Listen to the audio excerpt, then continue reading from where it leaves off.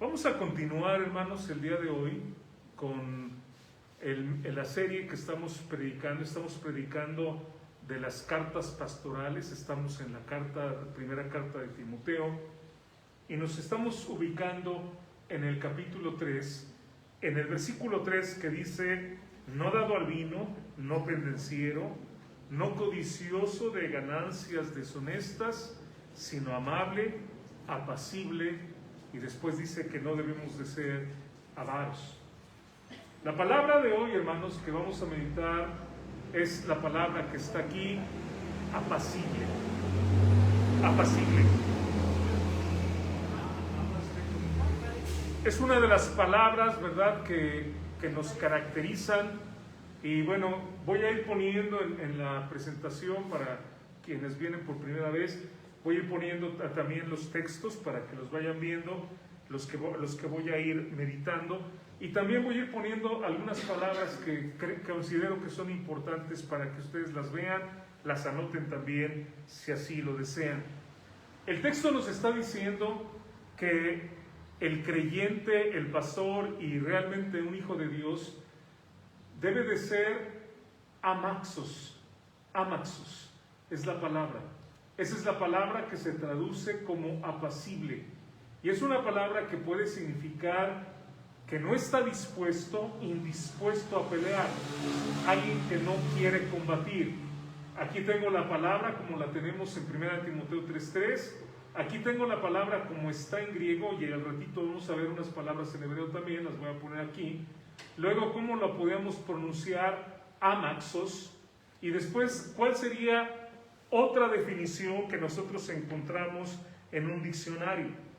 Ahora, podemos pensar que es alguien que no está dispuesto a pelear, podemos pensar que es alguien pacífico, pero también, hermanos, es interesante porque de esta palabra maxos, viene la palabra que nosotros conocemos como macho. No sé si lo alcanzan a ver aquí: maxos, macho, o machos podría ahí decir. Y entonces lo que está diciendo, tal vez para que nosotros en nuestra cultura lo entendamos, ¿cuál es la idea de un machista?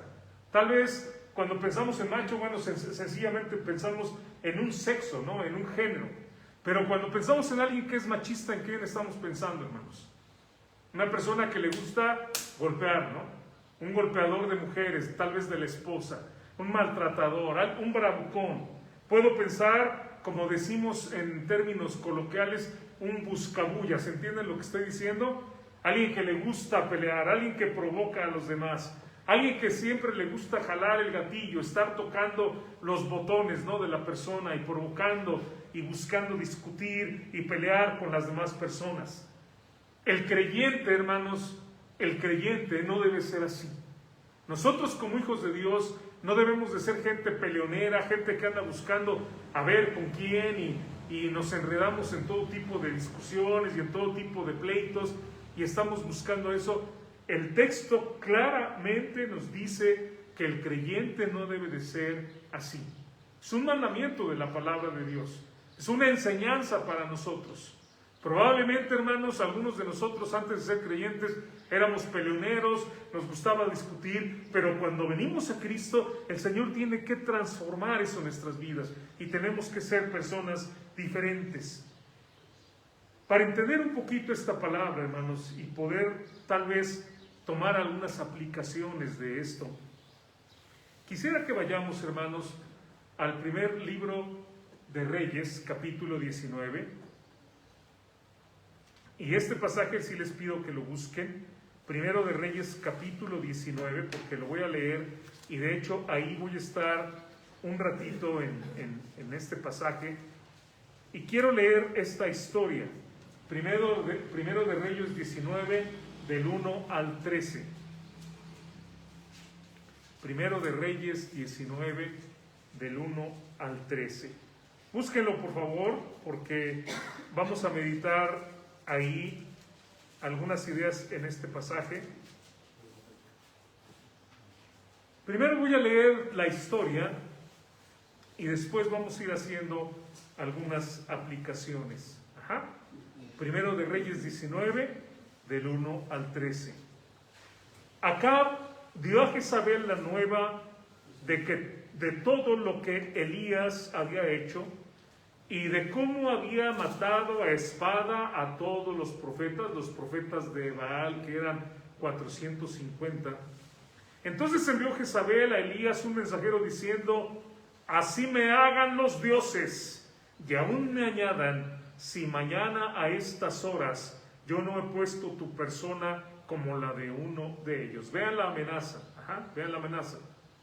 Viendo pues el peligro, se levantó, está hablando de Elías, y se fue para salvar su vida, y vino a Beerseba, que está en Judá, y dejó allí a su criado.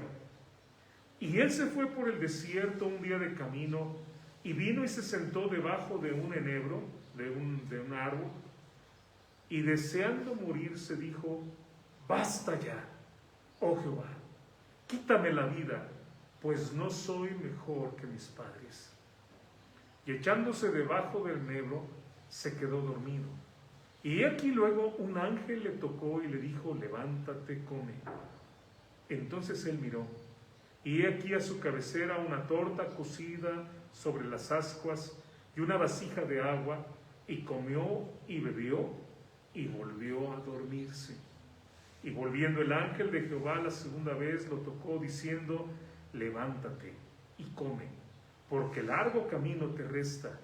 Se levantó pues y comió y bebió, y fortalecido con aquella comida, caminó 40 días y 40 noches hasta Horeb, el monte de Dios.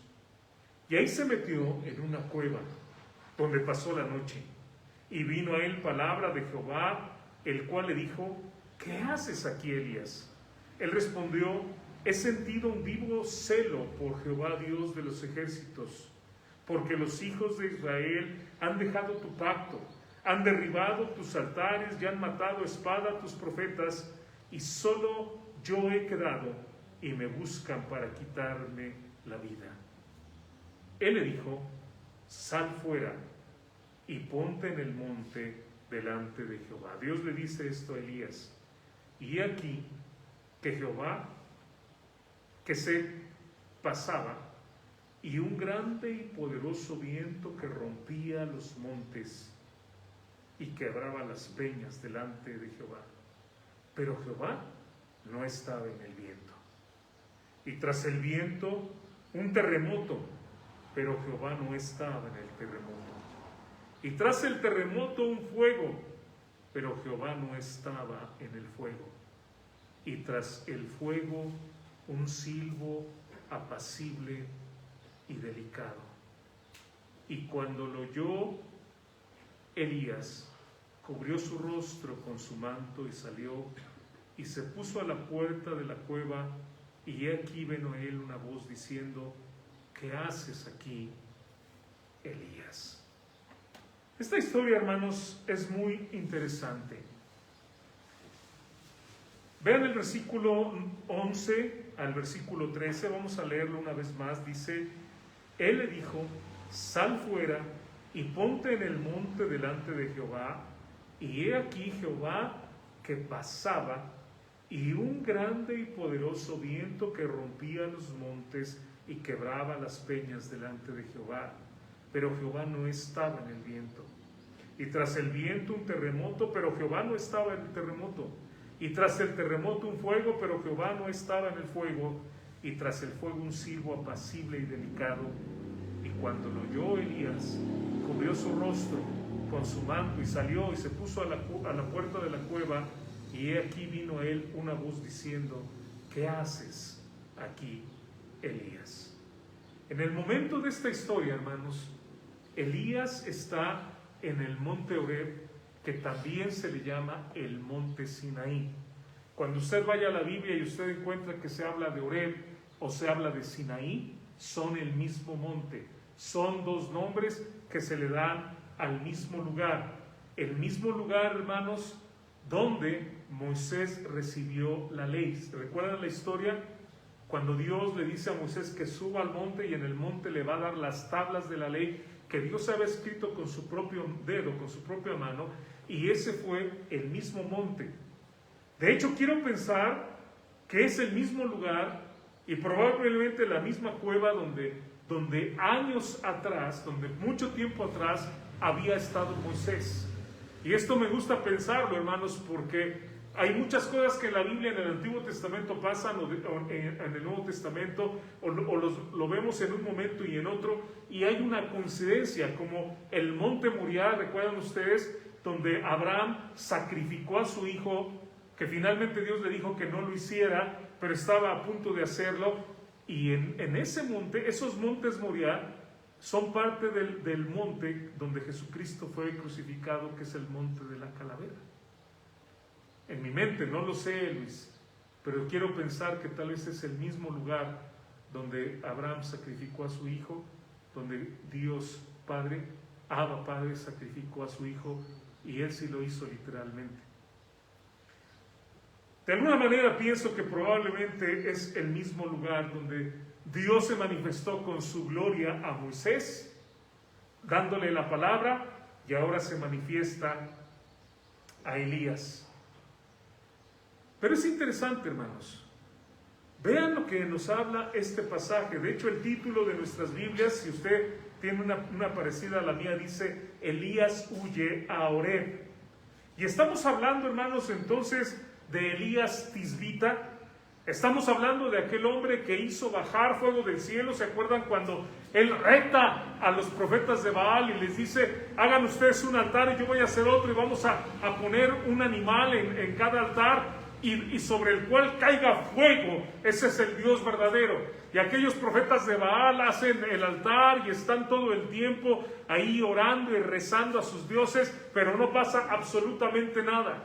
Y cuando Elías hace el altar y le echa agua y le vuelve a echar agua de tal manera que está todo lleno, y hace una zanja que está llena de agua, y le dice a Dios que Dios le responda, en ese momento cae fuego del cielo que lo consume.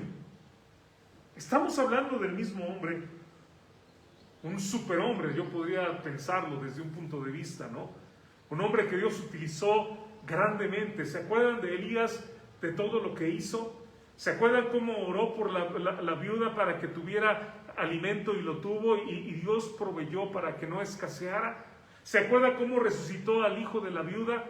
¿Se acuerda cómo oró para que no lloviera y luego oró para que lloviera? Estamos hablando de este hombre, un hombre que tenía una gran fe en Dios, uno de los héroes que nosotros pensamos en la Biblia.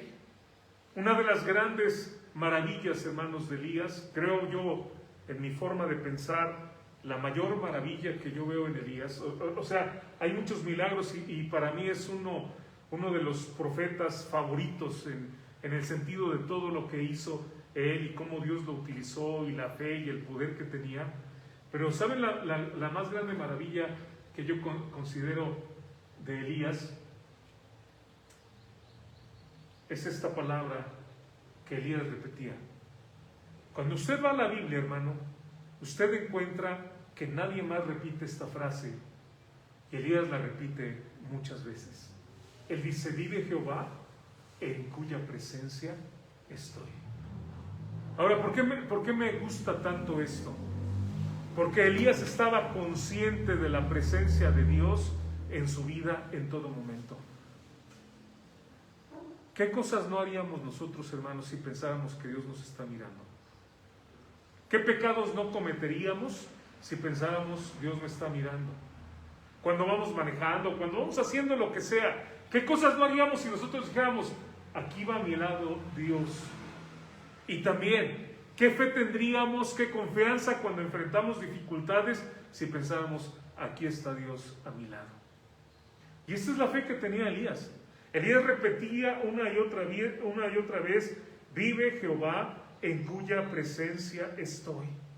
Consciente completamente de que su vida estaba delante de Dios. Esa es una gran fe, hermanos. Nosotros hoy en día nos olvidamos, nos ponemos a ver la tele, vamos manejando, vamos pensando, trabajando, y nos olvidamos de que Dios está ahí con nosotros, de que Dios está a su presencia. Pero sin embargo, Elías estaba consciente continuamente de esa presencia de Dios en su vida. ¿Dónde está ese varón valiente en este capítulo 19? ¿Dónde está ese hombre que tanto admiramos nosotros? Pero ¿saben una cosa, hermanos? Todos tenemos momentos de debilidad, de duda, de incapacidad. Y es bueno que nuestras debilidades recordemos, hermanos, en nuestro llanto, en nuestra impotencia, cuando nos sentimos muy, muy mal, cuando creemos que estamos completamente solos, que si nosotros tenemos alguna fortaleza, algún poder, viene de Dios. Es bueno pensar que si en alguna manera yo tengo fortaleza en mi vida, puedo salir adelante, es debido a la gracia y al amor de Dios. Dice la palabra de Dios en el Salmo 46 del 1 al 3, Dios es nuestro amparo y fortaleza, nuestro pronto auxilio en las tribulaciones. Por tanto, no temeremos aunque la tierra sea removida y se traspasen los montes al corazón del mar, aunque bramen y se turben sus aguas y tiemblen los montes a causa de su braveza. Dice la palabra de Dios, no temeremos porque Él es nuestro amparo y fortaleza. Y al final termina con una palabra que en hebreo es la palabra selah, que es una palabra que significa detente, escucha, haz una pausa.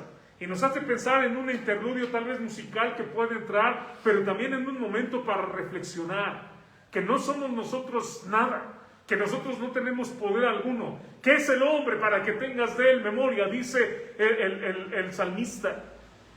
Absolutamente nada. Si pensamos, hermanos, cuando vemos nosotros las noticias, cómo la gente muere así, un terremoto y muere la gente, la lluvia y muere la gente, un asaltante que llega y le da un balazo y muere, así, con esa rapidez, no somos absolutamente nada. Y si tenemos vida y si tenemos fuerza, hermanos, depende de Dios. Y esto, hermanos, este selah es como para decir, medítalo, piénsalo. No te creas la gran cosa, no pienses que tú eres el que tiene toda la fuerza y toda la habilidad, no seas un bravucón pensando que tú lo puedes todo, tu éxito, tu valentía, todo depende de Dios. Los veo ahorita muy bien, ¿verdad? Sanos, fuertes, pero ¿sabe usted que puede llegar una enfermedad que acaba con nosotros en semanas? Hemos aprendido eso en esta pandemia, ¿no es cierto? Gente, hermanos, que se ha ido en días literalmente, se acabaron. Gente sana, gente fuerte, que lo veíamos, pues este es un hombre muy fuerte, sí, era, porque vino una enfermedad que acabó con su vida y ya no está entre nosotros. Y reflexionar y entender que solo por la fuerza divina, hermanos, podemos salir adelante. No es por nuestra inteligencia o nuestras capacidades. El hombre es tan arrogante que siempre está pensando, es que yo lo puedo, yo soy. No, todo lo que tenemos, hermanos, viene de Dios. Y lo he dicho varias veces, a lo mejor hasta saben eso que digo, no podemos comer billetes, nuestro cuerpo no puede digerir billetes.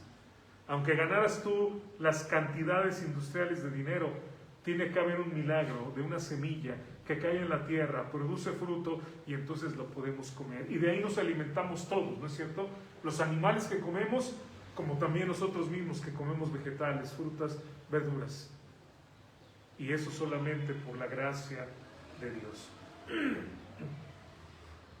Pensemos en esto. Pero quiero que vean, hermanos, en este pasaje, el hermoso trato apacible de Dios.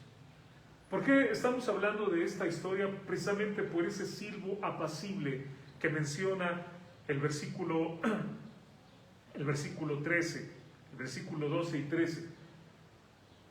Pensando en la palabra apacible y pensando en las aplicaciones que puede tener. Dios demostró a Elías, hermanos, en este pasaje, en una forma práctica, lo que dice el Salmo 23:3. Este salmo tan precioso que nos gusta tanto, dice, confortará mi alma, me guiará por sendas de justicia, por amor de su nombre. El Señor comenzó con él, hermanos, con mucha ternura, con mucho amor. Quiero que vean esto. No viene Dios y reprende a Elías. ¿Por qué estás ahí? No viene. ¿Están escuchando lo que yo digo? Cuando nosotros a veces vemos a alguien que normalmente vemos fuerte, lo vemos débil, Queremos reprenderle, queremos decirle, ¿por qué estás ahí? Si tú siempre sales adelante, ¿no? A veces puede suceder inclusive en la familia, una esposa que le dice al esposo, hey, ¿qué te pasa? ¿Qué te está sucediendo? Pero quiero que vean, hermanos, quiero que vean ustedes la manera como Dios trata a Elías. Primero, hermanos, le permitió que cayera en un sueño. Dice la Biblia que cayó en un sueño profundo. Y cuando está dormido y está descansando, después, ¿qué sucede? Dios envía a su ángel para que lo despierte, y cuando lo despierta, hermanos, ¿qué dice el pasaje? Había una torta cocida, había un pan. Ahora, quiero esto decirles, que es que para mí se me hace un detalle muy bonito. ¿Sabe Elías cómo le gustaba? Creo que era su comida favorita, porque cuando va con la viuda, le dice a la viuda, haz para mí una torta cocida ahí con las brasas. Y me parece, hermanos, que era el alimento favorito. Yo no sé si usted tenga un alimento favorito, pollo frito, o bisteces encebollados, o le gusta el hígado, o el mole verde, o el mole rojo, el mole poblano. Pero cuando nuestra esposa nos hace ese guiso, ¿no? Que tanto me gusta, ay, ¿no? Hasta nos empezamos a masajear las manos y a saborear y a salivar, y es lo que voy a comer.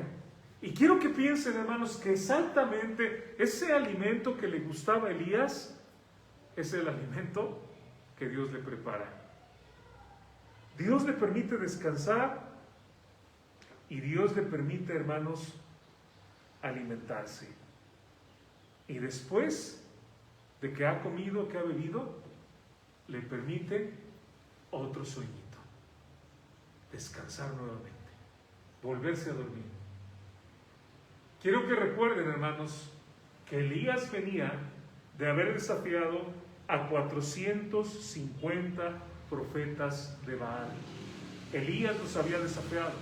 En la historia que les conté hace un momento, cuando cae fuego del cielo, que consume completamente, no solamente el animal, sino las piedras, y deja completamente seco y sin nada ese lugar. Elías venía de esto. Elías venía de ser perseguido y de ser amenazado por Jezabel, hermanos, que considero, de acuerdo a lo que dice la Biblia, que era una bruja, era una hechicera. No estoy hablando de bruja en el sentido de peyorativo, perdón, de fodonga, de fea, no, estoy hablando en el sentido de literal. Era una bruja de verdad que hacía hechicerías, era una asesina, y además que a su esposo acá lo tenía como un títere de pacotilla, ¿no? Ese hombre, la mujer lo mangoneaba como quería y hacía lo que bien le parecía. Elías, hermanos, está desgastado físicamente. ¿Saben una cosa? Y el otro día la semana pasada estuve predicando en Saltillo, hermanos, y gracias a los hermanos que me invitaron a predicar. Estuve todo el fin de semana, viernes, sábado y domingo compartiendo. Y en una de las pláticas que tenía con el hermano Adrián me decía, hermano, después del domingo, después de la predicación, ¿no termina bien cansado y bien hambriento? Y yo le decía, sí, hermano. ¿Sabe usted que hace tiempo yo leí un artículo que decía que cuando un predicador predica con energía, con ganas, dependiendo de Dios, es equivalente a 8 horas de trabajo físico? Sí, hermano, termina uno muy cansado. Imagínense cómo estaba Elías de haber estado aguantando toda esa carga emocional, de haber desafiado a 450 personas que querían matarlo, confiando en Dios, que Dios iba a hacer caer fuego del cielo, y todo lo que estaba viviendo. Fue una prueba tremenda. Había derramado prácticamente su alma, había predicado la salvación a la gente, el mensaje de Dios. Por lo tanto, hermanos, no nos sorprendamos de verlo debilitado. Cuando nosotros leemos este pasaje, no nos sorprendamos y digamos, ¿qué Elías? ¿Dónde está ese varón tan poderoso? Aún los superhumanos, quiero decirle que si hablamos de superhumanos, tenemos ahí la palabra humano. Y el humano no es todopoderoso. Tarde o temprano, hermanos, el humano, tenemos que reconocer, los seres humanos, que somos débiles y somos finitos. Así somos los seres humanos. Dios nuevamente lo vuelve a despertar, hermanos, y después de que ya durmió, comió, volvió a dormir, Dios le da otra vez otro alimento. Un segundo sueño, un segundo alimento. Y me hace pensar, hermanos, ¿cómo nos ama Dios, no es cierto? ¿Cómo Dios nos ayuda? ¿Cómo Dios nos bendice? Y piensen, ¿cuántas veces lo único que necesitamos es descanso? ¿Ha pensado en eso? Y vemos una vida tan ajetreada, con tanto trabajo, tantas cosas, y para colmo de los males, tenemos una muy mala costumbre que cuando llegamos a casa, en lugar de descansar, vemos televisión, vemos cosas, vemos aparatos, hermanos, nuestro teléfono, lo que sea, que lo que hace es que están mandando esas luces que no dejan descansar nuestro cerebro. Cuando lo que necesitamos nosotros hacer es desenchufarnos de todo, apagar la luz, porque por cierto, la oscuridad también nos ayuda a descansar y dormir. Pero tenemos nosotros, hermanos, unas costumbres bien extrañas, ¿no? Y luego no descansamos. ¿Y qué sucede? Se va acumulando, ¿no? Ese cansancio. Nos malpasamos, no comemos bien. Y llega el momento, hermanos, que estamos alterados, nerviosos, porque nosotros no tenemos suficiente descanso.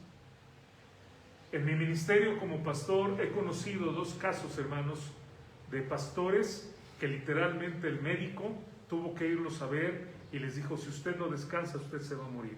El hermano Saúl Ángel Grande, que estuvo viviendo en nuestra casa por mucho tiempo, y el hermano Felipe Ruiz, los 2 pastores, hermanos, en momentos diferentes, pero el médico les dijo, por prescripción médica, usted lo que tiene que hacer es dejar todo y usted se va a quedar inclusive con suero ahí en su cama, usted no se va a levantar. A veces, hermanos, es tanto el trabajo, tantas las cosas, tantas las cargas, a veces inclusive en las iglesias, tanto las situaciones, los problemas que hay, hermanos, y desde detalles grandes hasta detalles pequeños. Hoy llegamos con la sorpresa de que tenemos un hormiguero ahí que yo no sé en qué momento se formó, y yo creo que están huyendo las hormigas de la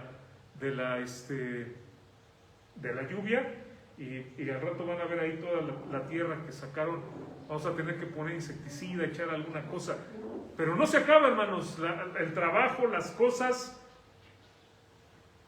nunca se terminan, y a veces necesitamos un poco de reposo para nuestro propio bien. Recuerden una cosa, Dios le dio al hombre el día de reposo no porque Dios lo necesite, sino porque los seres humanos necesitamos ese tiempo. Una vez que Elías se ha restaurado, está fuerte, es capaz de mirar ahora las cosas de una forma diferente. Y ya que había sido fortalecido por el grandioso médico, el proveedor, el sustentador de nuestras almas, ya que él está bien, el Señor lo manda, hermanos, a Horeb, donde estaría completamente a solas con Dios. Elías, hermanos, camina aproximadamente 320 kilómetros en una jornada, como dice la Biblia, donde él caminó, dice el versículo 8, caminó 40 días y 40 noches hasta Horeb, el monte de Dios. En aquel desierto, este hombre, hermanos, después de que ha descansado, ha comido, ha descansado nuevamente, ha comido, se levanta fortalecido, se levanta bien, y ahora va a emprender ese camino para ir al encuentro con su Dios. 320 kilómetros, ¿sabe por qué lo digo? Porque hay gente que no está dispuesta ni a caminar unos pasos para ir a la iglesia. Hay gente que no está dispuesta. Hay gente que podríamos estar cerquísima y sin embargo no está dispuesta a ir a la iglesia. ¿Cuánto estaremos dispuestos nosotros a hacer, hermanos, para estar en el encuentro con nuestro Dios? ¿Cuánto estaremos dispuestos nosotros a sacrificar, si lo pensamos así, para poder tener esa comunión con Dios?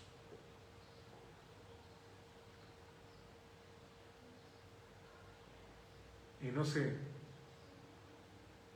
a veces la gente dice, es que he sacrificado muchas cosas por el Señor. Y yo lo digo y lo repito muchas veces, no digamos eso, solamente hay un sacrificio, que es el sacrificio de Cristo. Ese fue un sacrificio. Lo que hagamos, hermanos, me imagino esta mañana levantarnos temprano, no andar corriendo para desayunar, a lo mejor ir de un lugar a otro, no lo sé. Prepararnos desde ayer con nuestra ropa, no lo sé. Todo lo que hagamos, hermanos, no es ningún sacrificio. Me dicen gente, es que ya no me hablan mis amigos y me dicen aleluya y me dicen esto y el otro. Eso no es sacrificio. Sacrificio es Jesucristo en la cruz derramando su sangre por nosotros. Y creo que jamás, hermanos, llegaremos nosotros al nivel de amor y sacrificio que Él tuvo por nosotros. Y aquí vemos entonces a Elías confiando en Dios y ahora, hermanos, listo para ver nuevamente el poder de Dios.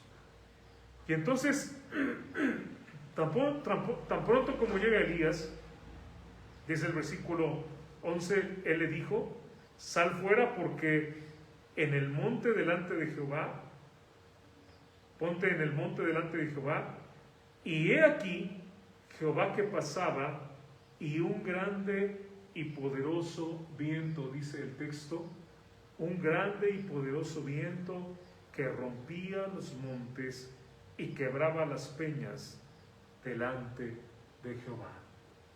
Yo no sé si fue un huracán, yo no sé si fue un tornado, pero cuando usted ve imágenes, hermanos, se la hemos visto en la televisión o lo hemos visto en otros lugares, y usted ve la destrucción que puede hacer, tal vez usted piensa, no, es que, ¿qué puede hacer un viento? Pues, ¿qué puede hacer un viento? Un viento puede destruir absolutamente todo lo que hay a su paso. He estado yo en lugares, hermanos, en Estados Unidos. En una ocasión, de hecho, estuvimos cerca de un tornado, gracias a Dios se desvió, iba hacia nosotros y gracias a Dios no nos alcanzó. Pero cuando nosotros salimos, hermanos, después de que había pasado todo, zonas de árboles, imagínense todos esos árboles de enfrente, pero como si alguien los hubiera trozado así, todos, todo. Se levantan, hermanos, estos vientos, levantan tiendas completas, me refiero, por ejemplo, la tienda Sam's o la tienda Costco, que ya ve que le ponen láminas de estructura, arrasa absolutamente todo, quita absolutamente todo lo que nosotros vemos ahí. Ese es el tipo de fuerza. Pero vean lo que dice el texto. Pero Jehová no estaba en el viento. Y tras el viento, ¿qué dice? Una vez que vino el viento, tras el viento, un terremoto. Y piense en esto. Viene el viento y después del viento un terremoto. En el 85, hermanos, yo estuve allá en México. Y yo fui de la gente que fuimos en grupos para ayudar a levantar las losas, a quitar las piedras, hermanos, en Tlatelolco. Tal vez ustedes escucharon esta noticia, que edificios en Tlatelolco se vinieron y quedó, uno nada más daba un piso y estaba en lo que era el techo original del edificio. Y allá abajo, hermanos, tanta gente que murió. El poder de un terremoto, hermanos, es algo impresionante. Nosotros tal vez en Aguascalientes, no sé, nunca del tiempo que tengo aquí jamás he sentido un temblor. En el 85 me dijo un compañero, ¿sí sentiste el temblor? Digo, ¿temblor? ¿Dónde? Aquí en Aguascalientes. Y me sonreí y dije, te voy a invitar a mi tierra. No es nada, ¿no? Lo que realmente se siente, el hermano Robles, me acuerdo que en la torre de Pemex, un edificio allá en México, dice el hermano que lo aventaba de una pared a la otra y estaba el hermano botando como pelota de ping pong de un lado al otro en un edificio, obviamente confiando en Dios. Viene ese terremoto, dice, y tampoco en el terremoto Jehová se encontraba. Y dice el texto, hermanos, que después del terremoto vino ¿qué? Un fuego. Podemos imaginar tal vez con el terremoto, no sé, relámpagos, rayos, cayendo fuego por todos lados. Y mientras todo esto sucedía, dice la Biblia que Jehová no estaba ahí. Vuelve a manifestarse Dios como se había manifestado también a Moisés con todas estas visiones y señales. Y yo puedo pensar, hermanos, que en todo esto Elías ya no tiene miedo. Puedo pensar en un Elías que está, al contrario de tener miedo, gozando de ver todo lo que Dios está haciendo, todo el poder que Dios está mostrando. Pero cuando cesa todo eso, hermanos, ¿qué dice la Biblia? Dice que vino un viento, un aire apacible, un viento silencioso. De hecho, hermanos, la voz hebrea que se utiliza para esto, se los voy a mostrar, y este es precisamente el desierto de Sinaí, esto que ustedes están viendo ahí, fue por donde caminó Elías. Dicen, hermanos, la gente que ha ido a este lugar, que es un lugar completamente silencioso, que es probablemente uno de los lugares, si no el lugar en el mundo donde no existe ruido en absoluto. Si yo ahorita me callo, oigo los pájaros, oigo un motor, una motocicleta que va pasando. Puedo distinguir, no se diga si pasa alguien vendiendo algo, solicitando alguna cosa. Dicen que en este lugar, hermanos, no hay ruidos, no se escucha nada. La palabra hebrea que se utiliza aquí, la palabra dak, para hablar de este silbo apacible, es una voz de un suave silencio, pequeña, insignificante. Probablemente, hermanos, fue un susurro interno, algo que ni siquiera fue audible. Probablemente fue algo que ni siquiera pudo escuchar Elías. Pero quiero que piensen en esto por un momento. ¿No es verdad que en muchas ocasiones Dios nos habla en nuestro corazón? ¿No hay veces, hermanos, que Dios nos habla y pone en nuestro corazón el deseo de hablarle a alguien de Cristo? O vemos una persona en necesidad y Dios pone el deseo de ayudarle a esa persona con algo que nosotros tenemos. O inclusive cuando hay un peligro, Dios pone en nuestro corazón y decimos, no, esto me parece que no está bien, y nos hace que escapemos de ahí. Dios nos habla, hermanos, por su palabra principalmente. Es el mensaje de la palabra de Dios. Es a través de la oración, es a través de su Espíritu que Dios nos habla a nosotros. Él, hermanos, eligió no manifestarse en forma visible, pero en forma audible. Es interesante que más de 4,000 veces en la Biblia nos muestra que Dios habló a alguien. Dios habló a alguien. Como lo muestra el libro de Génesis en los primeros capítulos, Dios hablando con Adán. Así que, ¿cómo se comunica Dios con nosotros, hermanos? En una conversación. ¿Sabe cómo es? Cuando yo leo la palabra, la medito y yo oro a Dios. Cuando yo estoy hablando con Dios en oración, sale sonido de mi boca. Es algo audible. Cuando Dios habla a mi corazón, hermano, a través de su palabra, no escucho yo una voz, pero es como un sonido apacible que estamos diciendo aquí, algo que tal vez no oímos, pero que en su palabra empieza a trabajar aquí. ¿Entienden lo que digo?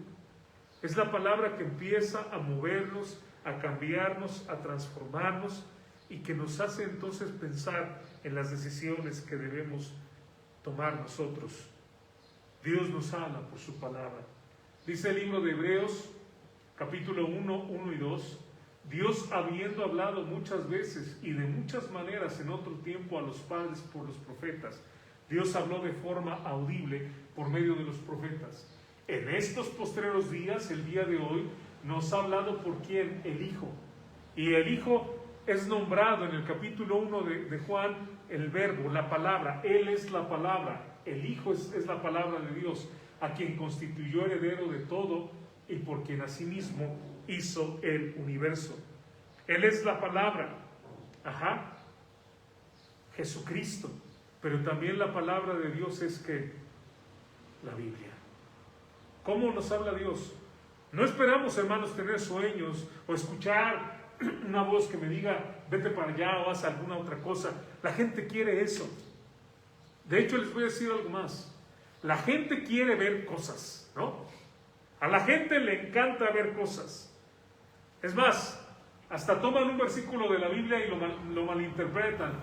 Este pasaje de Juan 20:25, le dijeron pues los otros discípulos, al Señor hemos visto, ¿se acuerdan? El Señor se apareció a los discípulos en un primer día de la semana. Tomás no estaba con ellos, quién sabe qué andaba haciendo, era día de reunión, pero Tomás no se encontraba. Y entonces, cuando le dicen, ¿sabes qué? Vimos al Señor, estuvo con nosotros.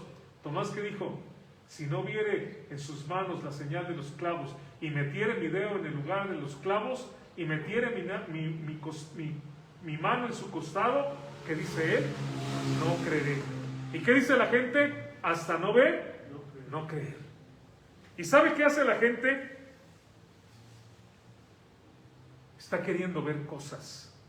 De hecho, por eso aquí quiero que piensen en dos cosas. Número uno, el mal que ha hecho la religión popular de nuestro país, la religión popular en el mundo del catolicismo, al poner imágenes. Primero porque Dios prohíbe las imágenes, pero por otro lado porque basa la gente su fe en lo que ve. Segunda cosa que quiero que piensen, grupos que según hacen milagros y según hacen señales, y venga aquí porque le vamos a dar el agua que le va a bendecir, y venga aquí porque le vamos a dar el aceite, y toque allá y dé tanto dinero y le vamos a ayudar, porque hace que la gente ponga su fe a través de la vista. Y es exactamente lo que hizo Tomás incorrectamente. ¿Qué le dijo el Señor cuando ve a Tomás? Bienaventurados son los que no vieron, dice, y creyeron. ¿Sabe qué la gente quiere? Ver. ¿Se acuerdan también del rico? Manda a Lázaro. ¿Se acuerdan del rico que le dice a Abraham? Manda a Lázaro, que vaya a mi gente a decirle para que no vengan a este lugar de tormento. ¿Y qué le dice? A la ley de Moisés y a los profetas tienen. Si no creen en eso, tampoco van a creer si alguien se levanta de los muertos. La gente quiere ver, pero no es así. La fe, hermanos, viene por oír la palabra de Dios. Jesucristo dijo, mis ovejas, vean esto, oyen mi voz y yo las conozco y me siguen. ¿Cómo oímos la voz de Dios, hermanos?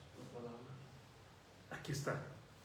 No dice ven, ¿entiende? No utiliza el verbo ver, utiliza el verbo oír, porque es la palabra de Dios. Es la palabra de Dios lo que va a tocar mi corazón. Ese silbo apacible en el cual Dios se manifiesta, hermanos, ese silbo apacible que es algo que probablemente ni siquiera escuchó. En hebreo tal vez la idea es algo que ni siquiera se pudo percibir en sus oídos, es algo que llega acá a nuestro corazón. Cuando la palabra, hermanos, trabaja en nuestras vidas. Romanos capítulo 10. En el versículo 17 dice claramente, así que la fe es por el oír y el oír por la palabra de Dios. ¿Cómo podemos nosotros, hermanos, entonces tener esa fe? A través de escuchar la palabra de Dios. Pero hay algo más que quiero decirles con esto. En el hebreo, hermanos, no existe la palabra obedecer. Es decir, el sustantivo obediencia no existe en hebreo, ni el verbo obedecer existe en hebreo. Entonces, ¿cómo la Biblia es que habla de obedecer? ¿Cómo se dice esto? Bueno, hay una palabra hebrea que es la palabra, se puede pronunciar como Shema, o se puede pronunciar como Shama. De las dos maneras la he escuchado pronunciar. Y es esta palabra que está al principio de Deuteronomio 6, 4 y 5. Oye Israel, Jehová nuestro Dios, Jehová uno es, y amarás a Jehová tu Dios de todo tu corazón y de toda tu alma y con todas tus fuerzas. Y esta palabra Shema, hermanos, que significa escuchar, Es una palabra, hermano, con la que los judíos nacen, con la que los judíos viven, y aun cuando mueren, la vuelven a repetir. Esta palabra, hermanos, este versículo se encuentra en las casas de los judíos, en lo que llaman el mezuzá, que es una cosita que ponen en la entrada donde está ahí, y lo tocan cuando ellos llegan a su casa, cuando salen, le dan un beso. Y esas son las palabras que inclusive algunos se ponen en las filacterias, en la frente o también en los brazos. Esta palabra, hermanos, fíjense lo que significa, el Shema. Significa oír inteligentemente con atención para obedecer. Esa es la idea. No escucho solamente la palabra de Dios y ya, qué bonito estuvo, o me pareció interesante lo que escuché. No, es oír con el propósito de ¿qué? De obedecer. No nada más escuchar. El propósito de escuchar, hermanos, es obedecer. Porque cuando nosotros escuchamos, la fe viene por el oír. El escuchar, hermanos, nos da lo que en hebreo es la palabra emuná, que es la palabra fe. Es la fe que nos sustenta, la fe que implica acción. Ese es el significado de la fe. Si creo, yo vivo de acuerdo a mi fe. Mucha gente me dice, es que yo creo en Dios. No, no creo en Dios. Usted sabe que existe Dios, pero eso es todo. Es como sé que ahí hay una guitarra, eso es todo. Usted no permite que Dios afecte su vida de ninguna manera. Pero es que yo, mire, hasta lo tengo ahí en mi cabecera. ¿De qué le sirve? ¿De qué me sirve que yo diga creo en Dios cuando mi boca habla una sarta de barbaridades, de groserías contra la gente? ¿De qué me sirve a mí que yo diga creo en Dios? Mire, hasta tengo varias Biblias en la casa. Cuando yo ando haciendo tranzas, cuando yo ando golpeando, cuando yo le ando gritando a los demás, ¿de qué sirve? La fe, hermanos, la fe de acuerdo a la Biblia, no es solamente que yo sepa que hay un Dios que creó todas las cosas y que diga amén, Dios creó todo, sino que esa fe que yo tengo transforma mi vida. Esa convicción que yo tengo se transforma en acción. Yo reflejo con lo que yo hago el Dios en el que yo creo. Si yo digo que creo en un Dios que es amor y yo no amo, ¿de qué sirve mi fe? Si yo creo en un Dios que es perdonador y yo no perdono, que es misericordioso y yo no tengo misericordia, en un Dios que es bueno y yo no soy malo. El punto, hermanos, de esta palabra fe es que cuando yo creo en Dios, yo creo en el Dios de la Biblia, en el Dios que me enseña la Biblia con los atributos que Él tiene, yo vivo una vida que es un reflejo de esos atributos de Dios. ¿Entienden? Esa es la fe que Dios quiere que tengamos. Una fe, hermanos, que transforma. Y que solamente puede transformarnos cuando de verdad nos arrepentimos y creemos en Jesucristo como nuestro Salvador. Dice Santiago en el capítulo 1, versículo 22, pero sed, que dice, hacedores de la palabra y no tan solamente oidores, y que dice, engañándoos a vosotros mismos. Si yo no vivo de acuerdo a la palabra de Dios, yo estoy nada más engañándome. Yo nada más estoy pretendiendo ser algo que realmente yo no soy. Yo tal vez digo, es que yo creo en Dios y yo confío en Dios. Realmente no lo hago porque yo no lo manifiesto con mi vida. Pero regresando, hermanos, a nuestro texto, volviendo al versículo 11 al 13, voy a leer el versículo 12. Y tras el terremoto un fuego, pero Jehová no estaba en el fuego, y tras el fuego un silbo apacible y delicado. Y cuando lo oyó Elías, cubrió su rostro con su manto y salió y se puso a la puerta de la cueva. Y he aquí vino a él una voz diciendo, ¿qué haces, Elías? Creo que se me escapó, hermanos, iba a traer una imagen de la cueva donde estuvo Elías, que todavía existe, y de hecho hay una fotografía del monte Horeb desde arriba, donde uno puede ver que está quemado. Todavía hoy en día, ve lo que dice la Biblia, que pasó un tremendo fuego. Esto es completamente real. Todas esas manifestaciones, hermanos, que hizo Dios, nos causan tal vez terror, admiración, sorpresa. Pero ¿qué fue lo que manifestó la presencia de Dios, hermanos? Un silbo delicado y apacible. El poder más grande, la presencia de Dios, se encontraba en el silbo delicado. Dice 2 de Crónicas 20:17, no habrá para que peleéis vosotros en este caso, paraos. Y vean lo que dice, estad quietos y ved la salvación de Jehová con vosotros. Estad quietos y ved la salvación. No temáis, dice, ni desmayéis. Salid mañana contra ellos, porque Jehová está con nosotros. Nuevamente, el poder de Dios, hermanos, se manifiesta de una forma muy tranquila. Es ahí en el corazón del hombre cuando se manifiesta el poder de Dios de una forma calmada. El Salmo 46:10 dice, estad quietos y conoced que yo soy Dios. Seré exaltado entre las naciones, enaltecido seré en la tierra. El poder no viene, hermanos, de gritar, de manotear. El poder no viene de ser bravucones, sino de estar en la presencia de Dios. Si tú puedes estar de rodillas delante de Dios, tú podrás estar de pie delante de los hombres. Dice en la carta a los Corintios también, y lo vil del mundo y lo menospreciado escogió Dios, y lo que no es, para deshacer lo que es. El poder de Dios, hermanos, se perfecciona en la debilidad. Cantábamos hace ratito, cuando soy débil, soy fuerte. El Señor le dijo a Pablo en 2 Corintios 12:19, me ha dicho, bástate mi gracia porque mi poder se perfecciona en la debilidad. Cuando yo soy débil, entonces soy fuerte. Por tanto, de buena gana me gloriaré más bien en mis debilidades, para que repose sobre mí el poder de Cristo.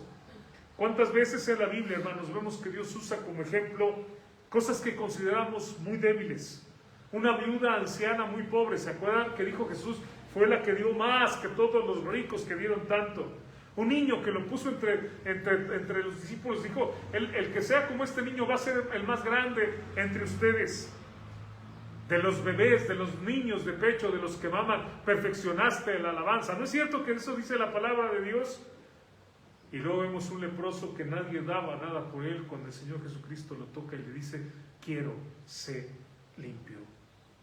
¿Cuántas veces Dios usa, y Dios ha usado, hermanos, lo que consideramos lo más débil? Y esto me encanta, porque puedo yo pensar, ¿quién soy yo para que Dios me use? Y tengo mucha razón, no soy nada. No tengo ninguna habilidad, ningún poder, pero cualquier cosa que sucede en mi vida depende del magnífico poder de Dios. A Él sea la honra y la gloria. Dios, hermanos, toca los corazones de esa manera. Es un trabajo que Dios hace como un silbo apacible, que ni siquiera nos damos cuenta de cómo Dios está trabajando en el corazón. Cosas a veces extraordinarias hacen que la gente hasta se aparte. Me acuerdo de Faraón, que vio todos los milagros que hizo Moisés y sin embargo se endureció su corazón. Pero puede ser cosas muy sencillas, muy pequeñas, hermanos, que Dios usa para tocar nuestras vidas. Zacarías 4:6 dice, entonces respondió y me habló diciendo, esta es palabra de Jehová a Zorobabel, que dice, no con ejército, vean lo que dice, ni con fuerza, sino con mi espíritu, ha dicho Jehová de los ejércitos. No depende de nuestra fortaleza, no depende de la preparación que tenemos o de otra cosa, sino del Espíritu de Dios que hace la obra en el corazón, donde nadie más puede llegar. ¿Sabe que Dios nos manda a predicar el Evangelio, verdad? Pero no tenemos el poder de convencer a nadie. Es el Espíritu Santo el que toca los corazones. Y Elías, hermanos, en ese desierto, uno de los lugares más silenciosos del mundo, escuchó esas terribles manifestaciones, vio el poder de Dios, pero experimentó la voz de Dios, hermanos, en su corazón.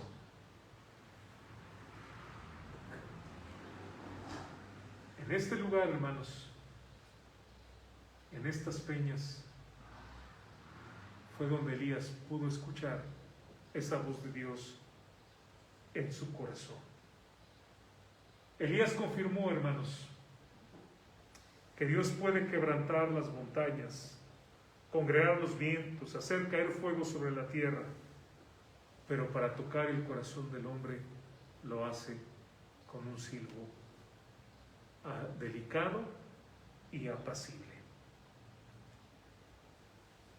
Elías pudo ratificar que Dios no usa los medios que nosotros pensamos que va a usar.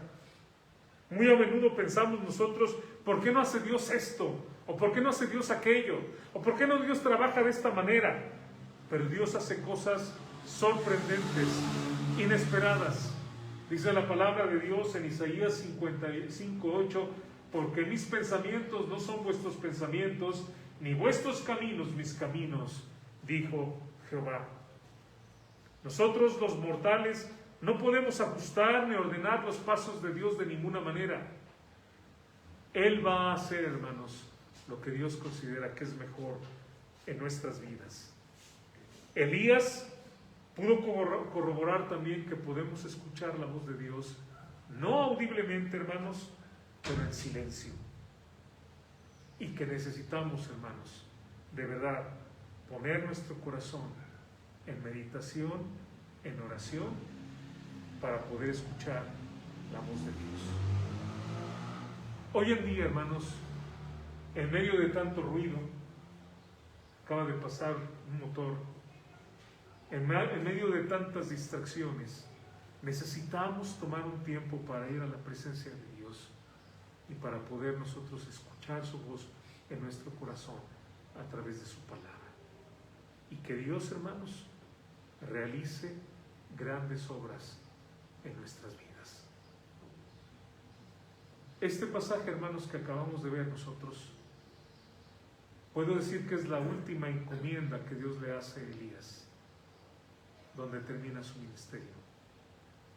Y se me hace maravilloso que en esa última encomienda él puede ver todo ese poder de Dios, pero además disfrutar, hermanos, de ese cuidado de parte de Dios en su vida. Espero en Dios que no tengamos hoy nuestra última encomienda, ¿verdad? Que Dios nos siga dando vida. Pero si hoy habla Dios a tu corazón, no quieres entregarle tu vida, no quieres vivir para Él, no quieres caminar con Él y ver su poder en tu vida, y eso depende de que tú le entregues tu vida a Dios el día de hoy. Vamos a cerrar nuestros ojos para orar. Déjeme hacer una oración y después voy a hacer una invitación. Señor, gracias por este pasaje que nos habla de esa amabilidad, ese ser apacible que tú eres, Señor. Y cómo ese amor tuviste para Elías, cómo le fortaleciste y le ayudaste. Y Señor, es el amor que tienes para con nosotros y es el amor que esperas que tengamos para con los demás. Ser apacibles. Pero también, Señor, en esta mañana yo te pido que así como Elías escuchó ese silbo, y probablemente ni siquiera lo escuchó, sino fue algo en su corazón, que tú hables también en este día. Y así con sus ojos cerrados, por un momento nada más, yo quiero hacer una invitación. Si tú nunca le has entregado tu vida a Jesucristo, hoy es un momento para hacerlo. Si has escuchado la voz de Dios en tu corazón y has visto el amor de Dios, quiero decirte que Cristo murió por ti y que Cristo quiere darte vida eterna. Pero tú necesitas hacer dos cosas. Necesitas arrepentirte sinceramente de tus pecados y pedirle sinceramente perdón a Dios en tu corazón. Y necesitas confiar en Jesucristo. ¿Estás dispuesto a hacerlo esta mañana? Si tú quieres hacerlo, ahí en tu corazón, donde Dios está hablando, ahí dile a Dios: Señor, perdóname, Señor, límpiame, soy pecador, reconozco que soy malo y que tengo una naturaleza pecaminosa, y te pido, Señor, que tú limpies todos mis pecados. Y Jesucristo, te recibo en mi vida. Abro mi corazón para que tú vengas a mi vida. Te recibo como mi Salvador. Si esta mañana usted está haciendo esta oración, yo voy a pedir que levante su mano. Si alguien esta mañana está orando de esta manera, le ha pedido a Dios perdón y le ha pedido a Cristo que venga a vivir a su corazón. Si hay alguna persona, levante su mano. Dios le bendiga. Dios le bendiga.